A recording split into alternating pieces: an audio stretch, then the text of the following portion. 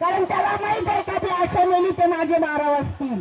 म्हणून तुम्हाला सांगते का त्या 3 दिवसाच्या काळामध्ये मला सेफ यायचे, मला सफरचंद यायचे, मला तुम्हाला सलाड लावलेले असते तर बीपी 10 वेळा चेक व्हायची, शुगर 10 वेळा चेक व्हायची. मी बोलले का हो सर तुम्ही तर माझी काळजी घेता, जेव्हा मी तुमच्या दारात माता घेऊन येते डिलिव्हरीची तेव्हा मला बसायला खुर्ची देत नाही, का असं नाही करता? तेव्हा सर बोलले अहो तुम्ही आमचेच वर्कर आहेत ना. मी बोलले सर कधीच असं होणार नाही तर जेव्हा माता डिलिव्हरीला मी घेऊन जाते कधी कधी मला 8 घंटे 10 घंटे लागतात, तर मी तुमच्या दरबाराची पारा घेते आणि पेशंट आतमध्ये असते. खरं का खोटं बोललो? कोणत्या दिवशी सन्मान केला आपला सांगा तुम्ही? कोणत्या दिवशी केला का? नाही केला. फक्त त्याला आशा ही सर्वच कामाला पाहिजे. बाळ 3 महिन्याचा पोटात झाल्यापासून ते बाळ 9 महिन्याच्या आई गरोदर होते, मग तिला डिलिव्हरीला ने. डिलिव्हरी जर तिच्या हातून आपल्या हातून काही चुकी झाली तर मोठे कदम उचलतात का तुम्हाला असं होईल तुम्हाला तसं होईल. बाळ मृत्यू होऊन द्यायचा नाही, माता मृत्यू होऊन द्यायचा नाही. का? कशासाठी हे सगळं? कशासाठी? आशा काय तुमच्या सर्वस्व बांधलेली नाहीये. तिला 1,500 पगार देतो तर मोठं निर्वाणी करत नाही. 1,500च्या मागा तू 150 कामा लावतोस, हे लक्षात ठेव. जर एक गरीबाची आई तुझ्या मागा लागली अशा कोणची करोडपती नाही, नाहीतर ती आधी आंदोलनला का बसली असती. अरे 2 लाख पगार घेतो, 10 दिवस झाला तो ऐशोआरामात बंगल्यात झोपतो आणि माझी बहीण या रस्त्यावर झोपते. याचा अर्थ तू किती खराब असला पाहिजे हे सुद्धा सरकारने ओळखलं पाहिजे. म्हणून लक्षात ठेव माझी बहिणीमध्ये इतकी ताकद आहे का ती दुर्गाचं रूप पण धारण करू शकते, कारण ती शिवाजी महाराज बाबासाहेब डॉक्टर आंबेडकरची मुलगी आहे. ती कुणाला घाबरत नाही, कारण 3 दिवस मी काढले मला चांगलं माहितीये. आज मी जिथं होते तर तुम्ही मला बेडशीट नवीन, चादर नवीन, काट नवीन, सलाई वेगळे करून होता. जास्ती बीपी वाढलाय पण तर मी मरणारी कधीच नव्हते. मला पण बघायचं होतं का तुमच्या सरकारमध्ये किती पॉवर आहे. मरायचे असते तर मी करोनात मेले असते.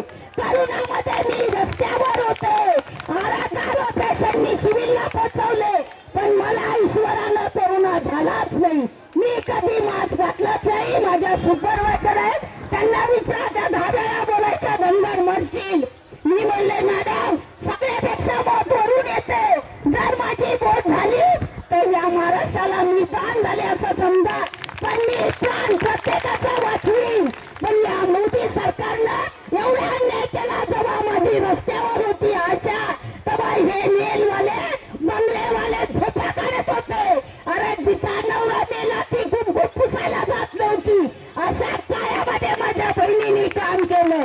तुला लाज वाटली पाहिजे मोदी सरकार. शिंदे जर खरा तू मराठी आहेस, शिवाजी छत्रपती महाराजांचा मुलगाच्या नात्यानं असेल तर माझ्या बहिणींना इन्साफ देशील. 15,000 म्हणजे काय तुझ्या खिशातले देत नाहीस का? तुला काय ठेवायला दिलेले नाही, पण मेंढीचे पैसे देत नाही म्हणजे तू सरकार कसलं? सांगा बहिणीनो, आहे का त्याला जाण? आहे 9 दिवस घर संसार. तुमच्याकडे एक महिला रस्त्यावर असते ना, मुलं बाळा नवरा सासू सासरे सोडून, तेव्हा तुम्हाला कळालं असतं का महिलांचा काय सन्मान आहे. पण ती अशा पोटासाठी तुझ्या परिवारासाठी घरदार परिवार सोडून ती आज रस्त्यावर आहे. अजून पण सावध व्हा शिंदे सरकार, का गरीबाची आहे तुमच्यासाठी लय वाईट आहे. प्रेस विज्ञप्ति बनाए होंगे, प्रेस विज्ञप्ति है आप लोग का?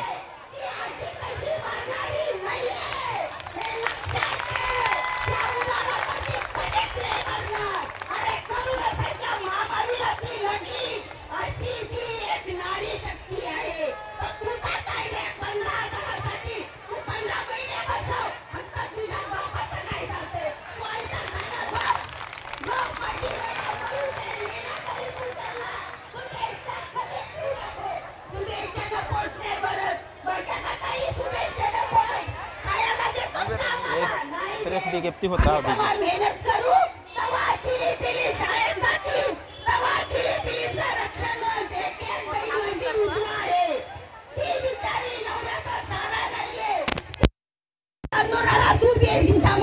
गर्भ आहे. अरे तू कसला रे सन्मान करतो महिलांचा? का तिची तुला वेदना समजत नाही? तिच्या मागं पुरुष कमावणारा नाहीये, आणि जिला नवरा आहे तो बिचारा घरात आहे, ती चिली टाकून रस्त्यावर आहे.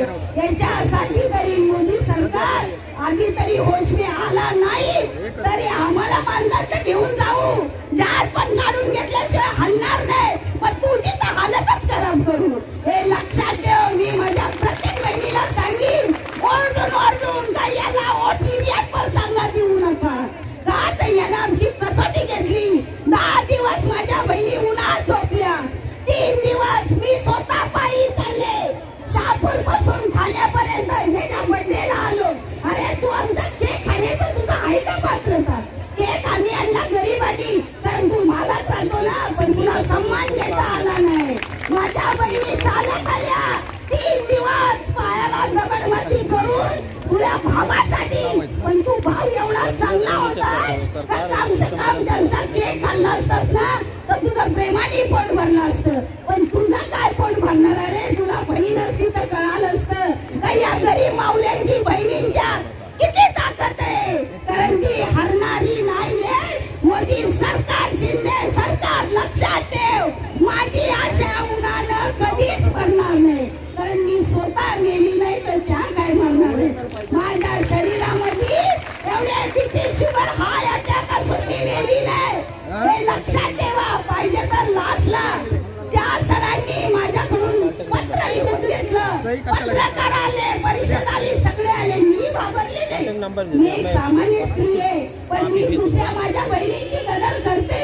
मी सांगितलं सर 500 रुपयातली काम केलं 15 वर्षापूर्वी, मग तुम्ही सांगा आज 500 रुपये भाजीला लागतात. मी 1 महिना माझ्या परिवाराला काय देऊ? आज 15,000 देण्यासाठी 10 दिवस झालाय. शिंदेना वेळ लागलाय. शिंदे साहेब, तुम्ही मुख्यमंत्री आहेत, आम्ही तुमचा सन्मान करतो आणि इज्जत करतो, पण काम शकम. हॅलो, बोला ना. म्हणून सांगतो का या सरकारने कम से कम एकदा तरी तुम्ही बहिणीकडे एवढी पण पाठ फिरवली का तू तो लाख आणि 2 लाख. अरे तुझी बहीण 500 रुपये कमवणारी, जेव्हा 500 रुपये कमवते तेव्हा तुला डॉक्टरांनी एक दिवशी मला 10 रुपयाचा चेक दिला. ठीक आहे, 10 रुपयाचा तर 10 रुपयाचा मी घेऊन बँकेत गेले. त्यावेळेस त्या बँकवाल्यांनी विचारलं, मी बोललो सर हे तर माझे 10 रुपये, मग मी कसं काय करू? त्या बँकवाला बोलला ताई हे तुझे मेंदूचे 10 रुपये, देणाऱ्याला लाख वाटले तर देणाऱ्याला कसला. अशी वेळ आली. अरे फार गावामध्ये जेव्हा मी सर्वेला जाते तेव्हा जो भेटतो माझ्या बरोबर हे तुम्हाला माहित नाही. जी बरोबर माता असते तिच्या सासूला समजावी लागते का बाई बघ तुम्ही लगेच सुने तिचे तिला दिवस गेले, तिला 3 महिने झाले, तिला लसीकरणाला घेऊन अंगणवाडीत जायचंय, शिस्तर येणार आहे, तेव्हा मी रस्त्यावर मेहनत करते. मोदी सरकार, शिंदे सरकार तुम्ही झोपलेले असता. त्याच्यानंतर मानवली झाली का तिला सेवा द्या. तिच्या सोनोग्राफ्या, रक्त कमी आहे का, रक्ताचे ग्रुप करा, तिला आहार देण्यापासून 9 महिने सेवा मी देते. आणि माझा पगार देण्यासाठी तू इतका विचार करतो हे समजत नाही, कारण तू जनतेचा आहेस ना. मग जनतेमध्ये आशा मोडत नाही का? तिचा परिवार मोडत नाही का? अजून पण सांगते का मोदी सरकार, शिंदे सरकार जागे व्हा, कारण तुझ्या बहिणी रस्त्यावर आहेत. साहेब तर तू आहेस, मंत्री तर तू आहेस, सन्मान तर आम्ही करतो, पण तुम्ही तेव्हा बहिणींचा सन्मान केलास, कारण प्रतिउत्तर घ्यायला बहिणींना येतं.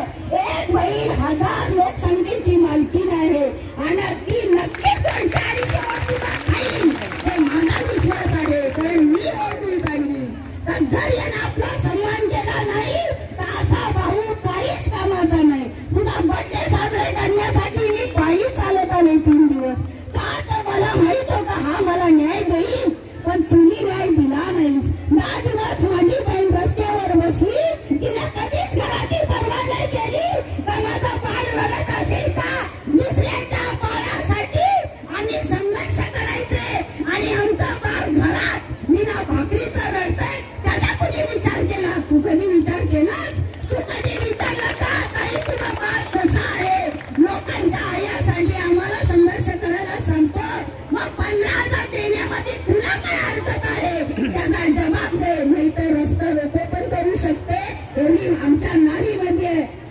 अधिकार आहे बाबासाहेबांनी दिलेला. ही बाबासाहेबांची पोर आहे आणि हिला संविधान वाचलेलं आहे. तिला माहित आहे संघर्ष कसा करायचा, संघर्ष कसा लढायचा, अधिकार कसा घ्यायचा. तू शिकू नको, कारण हे भारत संविधानावर चालतं हे मला चांगलं माहित आहे. म्हणून सांगते, आता जर सावध नाही झाला ही वेळ तुझ्या हातातून जाईल. अजून पण काही झालेलं नाही. माझ्या बहिणीचं जान दे आणि निघून जाऊ. 10 दिवस झालं तळमळत उन्हात बसल्यात. अरे जेव्हा एक स्त्रीला वेदना होतात, तिचा पिल्लू तिच्यापासून दूर असतं, तेव्हा त्या मातेच्या डोळ्यात अश्रू येतं. कारण जेव्हा आम्ही दुसऱ्यांची माता असते घेऊन हॉस्पिटल मध्ये जातो, सिव्हिल मध्ये, साईन मध्ये, केम मध्ये 12 घंटे उभं राहतो. एकदा बोलतो सर बघाओ जरा कधी होईल ही डिलिव्हरी, माता चांगली आहे का, बाळ चांगला आहे का, बाळाचे ठोके कसे आहेत, बोलतो का नाही बोलतो. सगळ्यांनी उत्तर द्या. बोलतो ना. सरांच्या पाया पडतो तेव्हा सर सांगतात आशाताई घाबरू नका, बाळ व्यवस्थित आहे. सर असं नाही हो, प्लीज लक्ष द्या. आणि मोदी सरकार आणि शिंदे सरकार बोलतो पगार त्याला एवढा लागल, त्याला तेवढा लागल. अरे तुझ्या खिशातून थोडं देतो, तू गरिबांचा सगळ्या घेतोस ना, मग आम्हाला पगार द्यायला तुला काही हरकत आहे. आम्ही हे सांगतो का आमच्या बहिणींची वेतन घे, वेतना एवढ्या समजून भावा घे का या बहिणीचे दुवा तुझ्या पाठीमागं लागतील. तू आज आमदार आहेस, आज तू मंत्री आहेस, काल प्रधानमंत्री होशील हे लक्षात ठेव. आणि जर मंत्री नाही झालास तर तू झिरो होशील. हे का बहिणीचा तुला मनापासून आशीर्वाद आहे का, तर ही भारताची नारी आहे, ही बाबासाहेबांची पोर आहे. आणि ही तुला सांगते माझ्या गरीबावर जाऊ नकोस, कारण माझ्या दिमागामध्ये भरपूर आयडिया असते. कारण मी एक मातेला सांगते का बाई बघ आपल्याला ना आज हे करायचंय, तीच ऐकते. तिला माहित आहे ही आशाताई कधी खोटं बोलणार नाही, कारण तिच्या तळागाळापाशी मी जाते, तिच्या सासू सासरे नवऱ्यांपासून समजवते.